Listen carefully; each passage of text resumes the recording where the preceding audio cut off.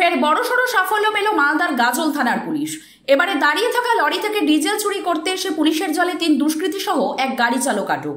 এমন ঘটনায় রীতিমতো চাঞ্চল্য ছড়িয়ে পড়েছে মালদার গাজল এলাকায়।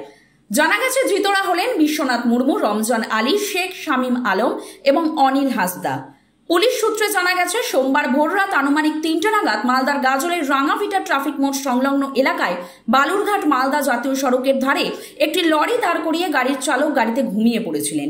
সেই সময় লরির পাশে একটি বোলেরো গাড়ি এসে দাঁড়ায়। গাড়ি থেকে 4 জন দুষ্কৃতী নেমে পাইপের মাধ্যমে লরি থেকে 3টি প্লাস্টিক জারে তেল চুরি করতে থাকে। আর ঠিক সেই সময় টহলদারি চালানোর জন্য সম্পূর্ণ ঘটনা কর্তব্যরত পুলিশের নজরে আসতেই 4 জন দুষ্কৃতীকে হাতে নাতে পাকড়াও করে গাজল থানার পুলিশ। 4 জনের মধ্যে একজন গাড়ি চালক রয়েছে বলে খবর। বোলেরো গাড়িটিকেও আটক করেছে পুলিশ, যদিও লরি থেকে তেল চুরির ঘটনা স্বীকার করে দুষ্কৃতীরা। এদিন 4 জনকে মালদা জেলা আদালতে পাঠায় গাজল থানার পুলিশ। অন্যদিকে পুরো ঘটনা খতিয়ে দেখছেন গাজল থানার পুলিশ।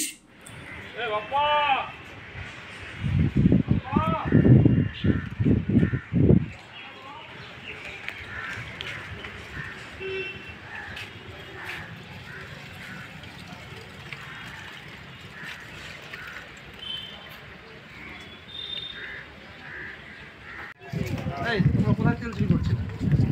হ্যাঁ, কোথায় তেল চুরি করছিলে তোমরা? তেল চুরি করিনি, তেল শর্ট হয়ে গেছে। হ্যাঁ, তেল শর্ট হয়ে গেছিল। তেল চুরি করিনি, তেল লাইট শর্ট হয়ে গেছে, তেল হ্যাঁ।